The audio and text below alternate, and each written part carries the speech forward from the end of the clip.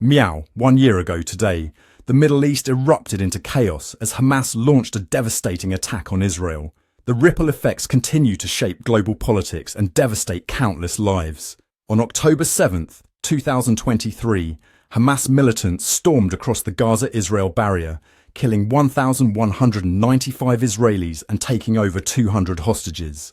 This unprecedented assault sparked a fierce Israeli retaliation that has now claimed over 42,000 Palestinian lives. Prime Minister Benjamin Netanyahu declared, "We are at war," vowing to turn all the places where Hamas is organised and hiding into cities of ruins.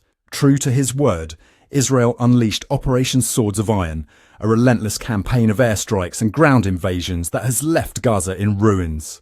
The humanitarian situation is dire, with 1.9 million people, 90% of Gaza's population, now displaced. A staggering 500,000 face starvation as food, water and medical supplies dwindle. The conflict has sent shockwaves through the global economy. Israel's central bank estimates the war is costing $600 million weekly, 6% of the country's GDP. Oil prices have surged, with Brent crude threatening to top $100 per barrel. The unemployment rate in Gaza has skyrocketed to 40%, with over 100,000 private sector employees losing their jobs. Israel has deployed cutting-edge technology in its military response. AI systems like Lavender and Habsora are being used to identify targets and coordinate strikes. Lavender alone reportedly flagged 37,000 Palestinians as potential militants. While these tools aim to enhance precision, the staggering civilian death toll raises serious ethical concerns about AI's role in warfare. The conflict's legal implications are equally troubling. Multiple nations have referred Israel to the International Criminal Court for potential war crimes. In May, the ICC prosecutor announced intentions to seek arrest warrants for leaders on both sides, including Prime Minister Netanyahu. The siege of Gaza's Al-Shifa hospital and the widespread destruction of civilian infrastructure have drawn particular scrutiny. International reactions have been mixed.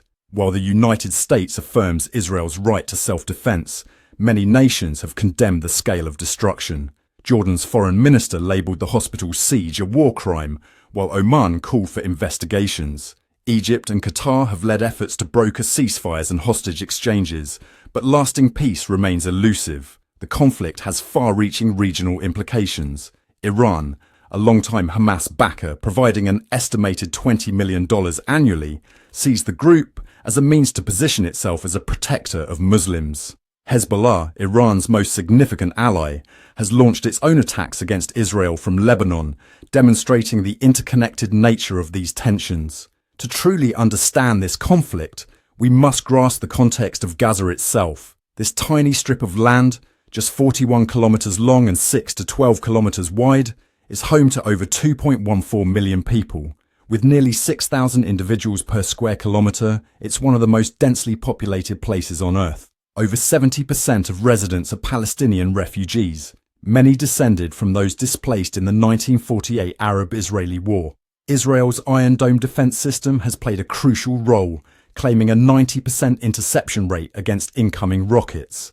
However, the sheer volume of attacks, over 20,000 rockets fired, has pushed the system to its limits. While the Iron Dome saves lives daily, it hasn't deterred attacks, highlighting the need for a diplomatic solution. At the heart of Hamas's strategy is Yahya Sinwar, the group's leader in Gaza. Born in a refugee camp and imprisoned by Israel for 22 years, Sinwar's worldview is shaped by messianic beliefs. He views Hamas as divinely destined to bring about the liberation of Palestine, an ideology that fueled the October 7th attacks. As we reflect on this grim anniversary, the path to peace remains unclear. The cycle of violence has deepened divisions and caused unimaginable suffering. Without a dramatic shift in approach from all sides, the spectre of a forever war looms large over the region. Meow, if you found this update informative, please consider subscribing to Newscats for more in-depth coverage of global events. Your support helps us continue bringing you the facts behind the headlines. The human toll of this conflict is staggering. 2% of Gaza's entire population has perished, proportionally equivalent to 6.5 million Americans dying. The destruction of infrastructure has been equally devastating, with 90% of Gaza's residents displaced and facing dire shortages of food, water and medical care. 50,000 children suffer from acute malnutrition, a number that continues to climb as the conflict grinds on.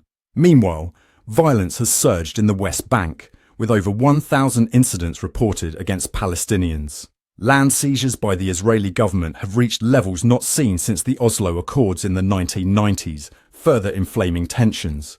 The situation threatens to spiral into a wider regional conflict, with Iran and Hezbollah openly engaging in hostilities against Israel.